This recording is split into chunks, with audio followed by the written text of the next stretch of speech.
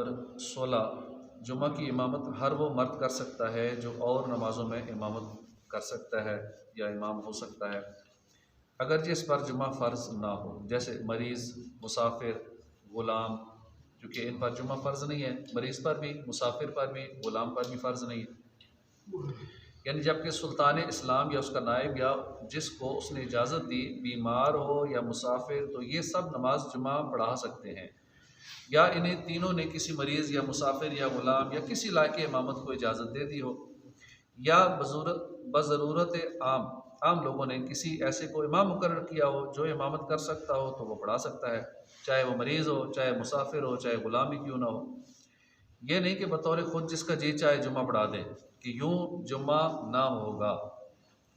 جو بھی آ کے کسی مسجد میں جائے کہ جی میں جمعہ پڑھا رہا ہوں، تو اس طرح اپنے طور پہ جا کے وہ ہو جائے تو اس نے جمعہ نہیں ہوگا۔ بطور خود جس کا جی چاہے جمعہ پڑھا دے کہ یوں جمعہ نہیں ہوگا۔ جس پر جمعہ فرض ہے اسے شہر میں جمعہ ہو جانے سے پہلے ظہر پڑھنا مکروہ تحریمی ہے۔ جمعے سے پہلے ظہر پڑھنا مکروہ تحریمی ہے جس پر جمعہ فرض ہے۔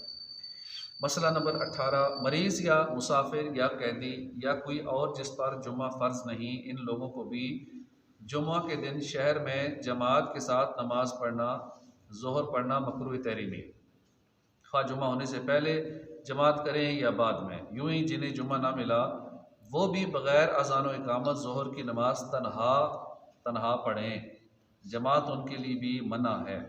جمعے والے دن جس کا جمعہ رہ گیا وہ بھی آ کے جماعت نہیں کر سکتا، وہ بھی اکیلے پڑھ۔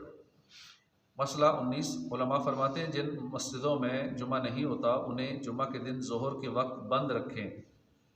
جن مسجدوں میں جمعہ نہیں ہوتا انہیں جمعے والے دن بند رکھا جائے۔ مسئلہ 20، گاؤں میں جمعہ کے دن بھی ظہر کی نماز اذان و اقامت کے ساتھ باجماعت پڑھیں۔ نماز جمعہ کے لیے پہلے سے جانا اور مسواک کرنا، اچھے اور سفید کپڑے پہننا، تیل اور خوشبو لگانا اور پہلی صف میں بیٹھنا مستحب ہے اور غسل سنت ہے۔ خطبے کے کچھ مسائل۔ جب امام خطبے کے لیے کھڑا ہو تو اس وقت سے ختم نماز تک نماز، اذکار اور ہر قسم کا کلام منع ہے۔ البتہ صاحب ترتیب اپنی قضا نماز پڑھ سکتا ہے۔ صاحب ترتیب جس کی ہم نے تفصیل سنی ہے کہ جس کی 6 نمازیں پچھلی رہتی ہوں، 5 نمازیں رہتی ہوں، اور وہ صاحب ترتیب کی پوری تفصیل ہم نے سنی تھی۔ یوں ہی جو شخص سنت یا نفل پڑھ رہا ہے جلدی جلدی پوری کرے۔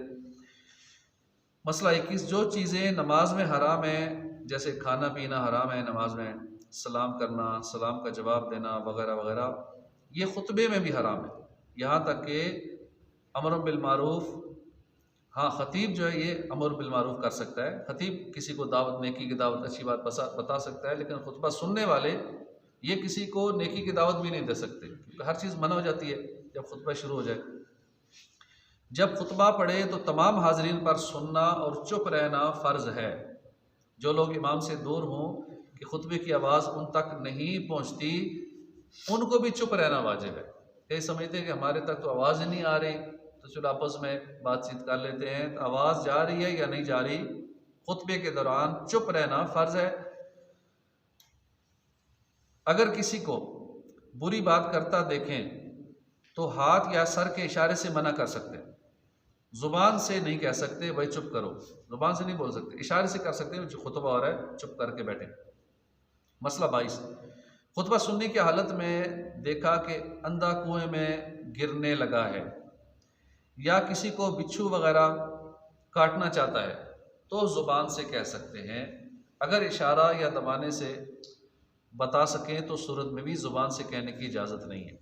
کسی کو بچھو کاٹنے لگا ہے یا کوئی اندھا کنویں میں گرنے لگا ہے، اگر تو اشارے سے کسی کو بتا سکیں تو ٹھیک ہے، ورنہ بول سکتے ہیں، یہاں بولنے کی اجازت ہے۔ مسئلہ 23، خطیب نے مسلمانوں کے لیے دعا کی تو سامعین کو ہاتھ اٹھانا یا آمین کہنا منع ہے خطبے کے دوران، اگر ایسا کریں گے تو گناہ گار ہوں گے۔ خطبے میں درود شریف پڑھتے وقت خطیب کا دائیں بائیں منہ کرنا بدعت ہے۔ حضور اقدس صلی اللہ علیہ وسلم کا نام پاک خطیب نے لیا تو حاضرین دل میں درود پڑھیں گے، زبان سے نہیں پڑھیں گے۔ زبان سے پڑھنے کی اس وقت اجازت نہیں۔ یوں ہی صحابہ کرام کے ذکر پر اس وقت رضی اللہ عنہم زبان سے کہنے کی اجازت نہیں ہے۔